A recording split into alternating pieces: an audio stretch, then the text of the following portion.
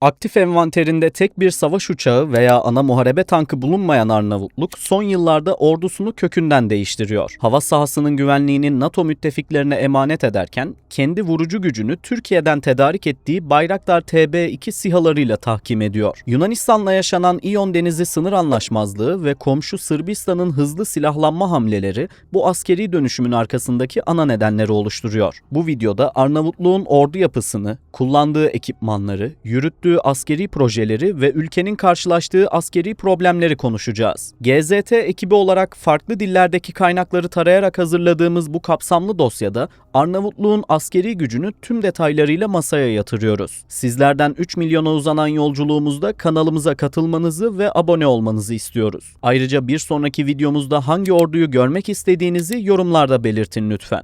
Hazırsanız başlıyoruz.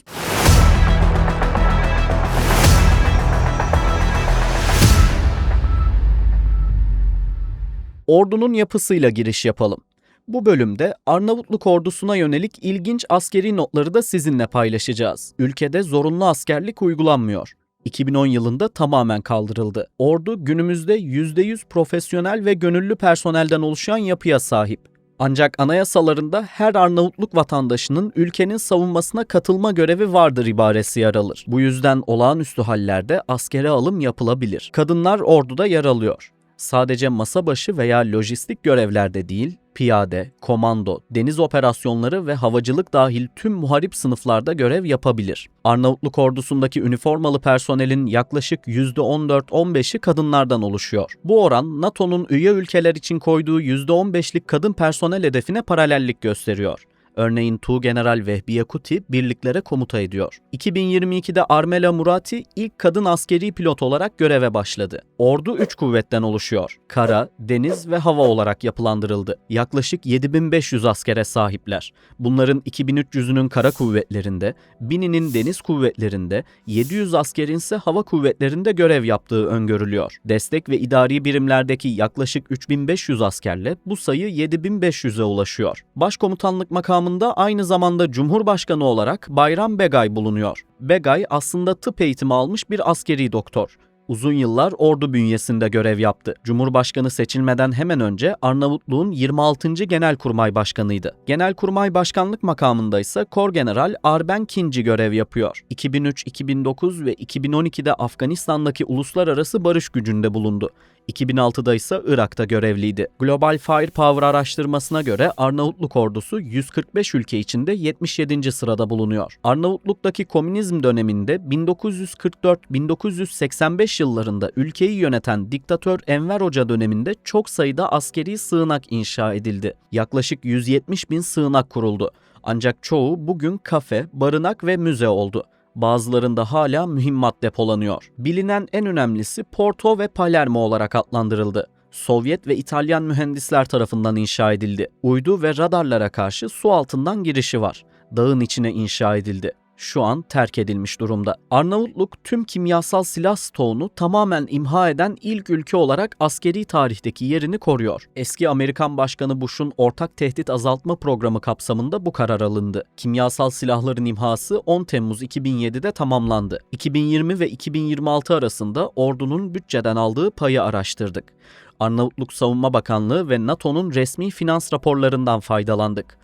Arnavutluğun 2020-2026 yılları arasında savunma bütçesine ayırdığı pay, özellikle küresel güvenlik mimarisinin değişmesi sebebiyle artış grafiği çiziyor. Ordunun kullandığı ekipmanlara ve araçlara geçiyoruz. Kara kuvvetleriyle başlayacağız. Arnavutluk piyadeleri Beretta PX4, Beretta 92 ve Yavuz 16 tabancalarını taşıyor. Muharebe tüfeği olaraksa Heckler & Koch G3'ü tercih ettiler. Bu tüfeği askerliğini yapan izleyicilerimizin yakından tanıdığını düşünüyoruz. Her piyadenin en az bir kere sök-tak yapması veya atış yapması kuvvetli muhtemel. Piyade tüfeği seçenekleri arasında ise geniş bir havuza sahipler. Birincil tüfek için Amerikan üretimi M4A1 bulunuyor. Beretta AR-70-90 versiyonları da kullanılıyor. Bu tüfekler İtalya hükümeti tarafından hibe edildi. Türkiye'den 30 adet MPT-76 ve 30 adet MPT-55 tüfeği de alındı. Arnavutluğun ana muharebe tankı yok. Tamamen mobil ve hızlı zırhlı araçları tercih ediyorlar. Çünkü ülke neredeyse tamamen dağlık araziden oluşuyor. Piyade muharebe aracı olarak Sovyet üretimi BMP-1'ler muhafaza ediliyor. Tank imha edici zırhlı araç olaraksa Mercedes-Benz G-Wagon üzerine monte edilen HJ-8'lerin bulunduğu araçları kullanıyorlar. Atış sistemi Çin tarafından tedarik ediliyor. Ayrıca 2 farklı taktik tekerlekli zırhlı araç modeline sahipler. Birincil araç olarak Amerikan üretimi Humvee'ler envanterde. Diğer araçsa İtalya'dan geldi. Iveco tarafından üretilen LMV modelleri kullanımda. 4 farklı mayına karşı korumalı araç modelini envantere kattılar. Çekya ve Fransız ortaklığıyla geliştirilen Nexter Titus aracından 20 adet bulunuyor. Nexter Aravis aracı ise 2012'de envantere katıldı. Adet bilgisi gizli tutuluyor. Arnavutluk ordusu kendi imkanlarıyla ürettiği Timak Şota zırhlı aracını da devreye aldı. Yaklaşık 5 adet bulunduğu tahmin ediliyor. Sayının zamanla artması bekleniyor. Son mayına karşı korumalı araçsa Amerika'dan satın alındı. International Max Pro Plus aracı tercih edildi. Toplam 39 adet temin edildi. Ancak gizli sayıdaki araç 2024 yılında Ukrayna'ya hibe edildi. İnsansız platformlar konusunda ilginç bir yelpazeye rastladık. İlk olarak Amerikan üretimi iRobot Packbot 510 aracı bulunuyor. Arama, kurtarma ve gözlem amacıyla kullanılıyor. Irak ve Afganistan'da aktif olarak hizmet verdi. Ayrıca 2011'deki Japonya depreminde de Amerika tarafından teknoloji transferi yapıldı. İnsansız mayın temizleme robotu olarak Slovakya ve Polonya işbirliğiyle geliştirilen Bozena 4 ve Bozena 5 platformları satın alındı. 2014 yılında Lazarat'ta yapılan uyuşturucu operasyonunda otokar Akrep araçlar da kullanıldı. Kara havacılık unsurları bulunmadığı için havacılık alanındaki tüm araçları Hava Kuvvetleri bölümünde aktaracağız. Deniz kuvvetlerine geçiyoruz. Arnavutluk donanması atılım pozisyonunda. Yunanistan'la yaşanan sorunlar sebebiyle politika değişikliği yaşandı. Bu sorunun detaylarını askeri sorunlar başlığımızda paylaşacağız. İtalya'dan bir adet Cassiope sınıfı devriye gemisi alındı. Ancak Arnavutluk için bu gemi korvet olarak modernize edildi. Diğer deniz araçlarının tamamı devriye gemileri ve botlarından oluşuyor. Hollanda ile birlikte Illyria sınıfı devriye gemisi üretildi. İtalya'dan Cavallari sınıfı ve Type 227 sınıfı devriye botları alındı. 2000 sınıfına ait 7 adet devriye ve eğitim botu da hizmette. İtalyan üretimi 5000 sınıfı 8 adet devriye botu da kullanılıyor. Amerika'dan 3 adet Sea Spectre ve 2 adet PCC sınıfı devriye botu da satın alındı. Hava kuvvetlerine geçiyoruz. Ordunun bünyesinde aktif bir jet savaş uçağı filosu yok. Hava unsurları tamamen helikopter ve insansız platformlara odaklı. 3 adet Eurocopter AS-532 Cougar helikopterine sahipler. Bunlar genel maksatlı görevler için kullanılıyor. Ayrıca 2 adet Airbus H-145 helikopterini de kullanıma aldılar. Almanya'dan MBB BO-105E helikopterini de tedarik ettiler. Bell 205 ve UH-1 Iroquois helikopterleri de bulunuyor. 3 adet Augusta Bell 206C helikopteri de genel maksat operasyonları için tercih edildi. Amerika'dan 2 adet Sikorsky UH-60 Black Hawk helikopteri de temin edildi. 4 adet ek sipariş verildi. İnsansız platformlar ve mühimmatlardan bahsederek bu kuvveti tamamlayacağız. Silahlı insansız hava aracı olarak 9 adet Bayraktar TB2'leri satın aldılar.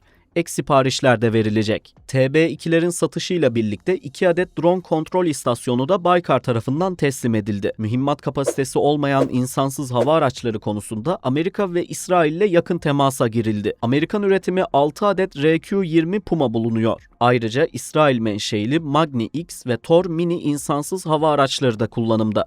Adet bilgisi gizli tutuluyor. Baykar tarafından geliştirilen Sivrisinek mühimmatına da sahipler. İlk etapta 800 adet teslim edildi. Ek 2400 adet sipariş verildi. TB2'lerden ateşlemek üzere Roketsan tarafından üretilen Mamle, Cirit ve Mızrak U mühimmatlarını da kullanıyorlar. Arnavutluğun geliştirdiği askeri projelere geçiyoruz. Bu bölümde hem kendi kapasitesini hem de diğer devletlerle kurulan işbirliklerini konuşacağız. Hükümet, Poliçan, Gramş ve Mıyakıs gibi bölgelerde yer alan atıl askeri ve mühimmat fabrikalarını yeniden ayağa kaldırmak için projeler yürütüyor. Ordunun temel mühimmat ve hafif ekipman ihtiyacını yerli imkanlarla karşılamak istiyorlar. Geçmişte AK-47 tüfeği üretirken günümüzde drone, anti-drone sistemleri ve hafif silahları üretebiliyorlar. İsrail ile akıllı silah ve yerli üretim tesisi konusunda işbirliğine gidildi. Elbit Systems'tan topçu ve havan sistemleri alınacak. Ayrıca taktik insansız hava araçları da envantere katılacak. Ancak araştırırken dikkat çekici bir detayla karşılaştık. Sadece hazır alım yapılmayacak. Aynı zamanda Arnavutluk topraklarında yerli üretim ve montaj fabrikası kurulması da planlanıyor. Balkanlarda Üçlü Savunma İttifakı kuruldu. Arnavutluk da bu yeni oluşumdaki yerini aldı. Hırvatistan, Kosova ve Arnavutluk ordularını kapsıyor. Üç ülkenin askeri sistemlerinin ve savunma kabiliyetlerinin birbirine entegre edilmesi hedefleniyor. 2026 yılı içinde toplam 3 kez ortak askeri tatbikat düzenlenecek. İkisi Hırvatistan'da, biri Arnavutluk'ta yapılacak. Şubat 2026'da İşkodra'da yapılan Genelkurmay Başkanları toplantısında somutlaştırıldı. Ancak resmi tarihler paylaşılmadı. Bu işbirliği Sırbistan tarafından daha önce de tepkiyle karşılanmıştı. Avrupa Birliği, Arnavutluk ordusunu doğrudan fonlayarak kara unsurlarının modernize edilmesini destekliyor. Hafif zırhlı çok amaçlı taktik araçlar, modern mühendislik ekipmanları ve lojistik destek setleri kazandırılıyor. Ordunun hızlı intikal kabiliyetini NATO standartlarına yükseltmek için bu adım atıldı. Yeni zırhlı muharebe araçlarının alımı gündemde. Adaylar arasında Boxer, Patria ve Movak Piranha 5 modeller bulunuyor. Kısa menzilli hava savunma sistemi için de alım yapılacak. Amerikan üretimi FİM-92 Stinger taşınabilen sistemleri üzerinde karar verildi. Arnavutluğun hava savunma tarihindeki en büyük taktik hamlesi Almanya öncülüğünde başlatılan ESSI projesine katılmak oldu. Alman üretimi Iris-T SLM bataryalarına entegre olacaklar. 24 ülke ESSI'ye katıldı. ESSI, kısa menzilli dronlardan orta menzilli seyir füzelerine ve hatta uzun menzilli balistik füzelere kadar çok katmanlı bir koruma kalkanı oluşturmayı hedefliyor. Devlet şirketi Caio, İtalyan teknoloji ve savunma devi Leonardo ile işbirliğine gitti. Komuta kontrol mekanizmaları ve İHA'ların yazılım seviyeleri NATO standardına yükseltilecek. Yasa dışı kenevir ekim alanlarının tespiti, Adriyatik kıyılarındaki kaçakçılık ve doğal afetlerin tespiti için de bu insansız platformlar kullanılacak. 29 Nisan 2026'da Caio ile İtalyan şirket Fincantieri ortak girişim kurdu. Bu ortaklık tarafından 2026-2030 arasında uzunluğu 80 metrenin altında olan yaklaşık 10 adet küçük ve orta ölçekli açık deniz karakol gemisi inşa edilmesi hedefleniyor. Ayrıca Avlonya yakınlarındaki tarihi Paşa Limanı deniz üssü ve tersanesi de İtalya tarafından modernize edilecek. Son bölümde Arnavutluğun askeri sorunlarından bahsederek noktalayacağız.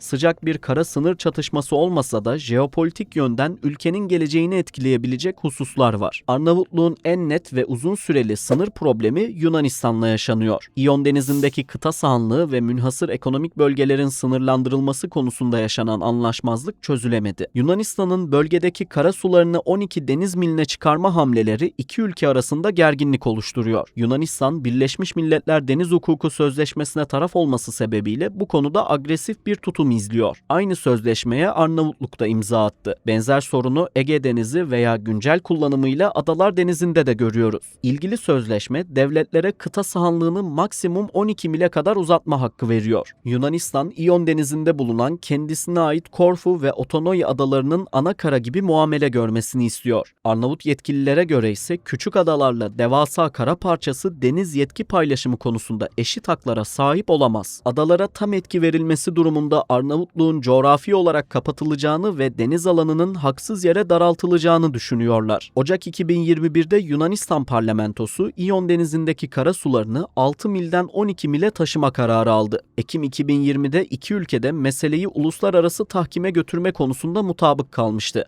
Ancak ortak tahkim metninin hazırlanması yıllardır devam ediyor. Yunanistan 2009'da Arnavutluğa kabul ettirdiği ve Mısır'la İtalya ile yaptığı anlaşmaları dünya kamuoyuna gösteriyor. Bakın, adaların da tam kıta sahanlığı hakkı vardır ve bunu komşularım da kabul ediyor görüşünü savunuyor. Türkiye ile yaşanan krizin Yunanistan tarafından yorumlanması da bu cümleyle paralellik taşıyor. Arnavutluğun küçük adalar ana karayla eşit hakka sahip olamaz savunması Türkiye'nin Ege ve Akdeniz'deki resmi teziyle birebir aynıdır. Arnavutluğun Avrupa Birliği üyeliği konusunda Yunanistan, İyon Denizi kozunu bir sopa gibi elinde tutuyor. Arnavutluk, Avrupa Birliği üyelik sürecinin resmi fasıllarını yürütüyor.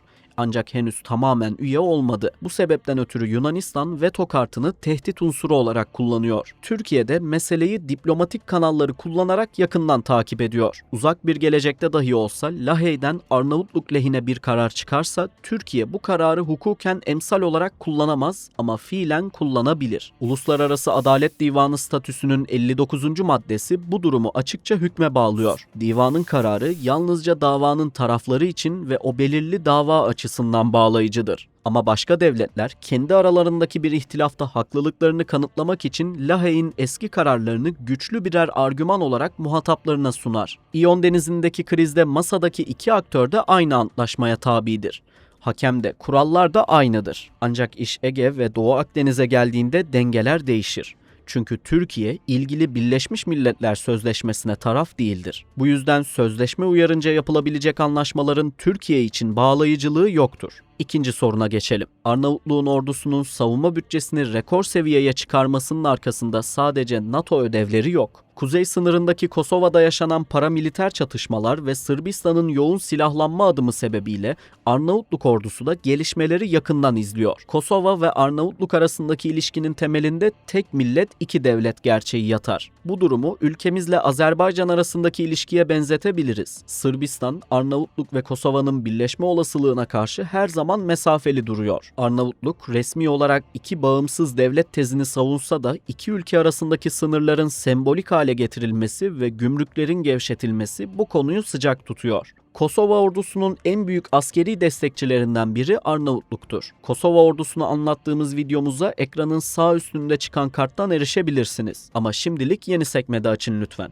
Çünkü devam ediyoruz. Kosova, Arnavutluğun Balkanların iç kesimlerine açılan ana ticaret ve lojistik kapısı olarak biliniyor. Arnavutluk, Kosova'daki KFOR misyonuna aktif olarak muharip asker ve istihbarat personeli gönderiyor. Kosovalı kurmay subay ve genç teğmen adayları Arnavutluk'taki İskender Bey Askeri Akademisi'nde eğitim alıyor. İki ülkenin kara unsurları sınır bölgelerinde düzenli olarak Kartal adı verilen ortak tatbikatlar icra ediyor. Sırbistan, Kuzey Makedonya, Karadağ ve Yunanistan'da da Arnavutluğun güç kazanması endişeyle karşılanıyor. Çünkü bahsedilen her ülkede Arnavutlar azınlık durumunda olsa bile büyük nüfusa sahipler. Arnavutluk Başbakanı Edi Rama ve Kosova Başbakanı Albin Kurti'nin zaman zaman gelecekte tek bir devlet çatısı altında birleşebiliriz tarzındaki açıklamaları Balkanlarda yakından takip ediliyor. Sonuç olarak Soğuk Savaş döneminde inşa edilen yüz binlerce sığınaktan ve dışa kapalı bir yapıdan gelen Arnavutluk ordusu bugün tamamen farklı bir çehreye sahip. Tanksız ve uçaksız bir yapıya sahip görünse de Avrupa Hava Kalkanı girişimi gibi ortaklıklarla modern hava savunma kapasitesini yeniden inşa etmeye çalışıyor. Komşularının büyük Arnavutluk endişelerine yol açan Kosova ile olan derin askeri entegrasyonsa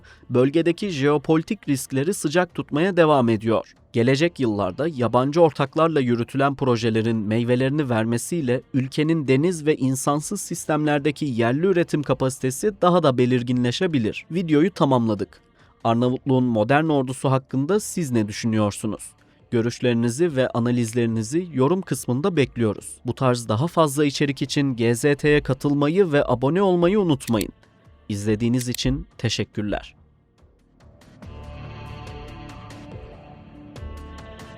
Aktif envanterinde tek bir savaş uçağı veya ana muharebe tankı bulunmayan Arnavutluk son yıllarda ordusunu kökünden değiştiriyor. Hava sahasının güvenliğini NATO müttefiklerine emanet ederken kendi vurucu gücünü Türkiye'den tedarik ettiği Bayraktar TB2 SİHA'larıyla tahkim ediyor.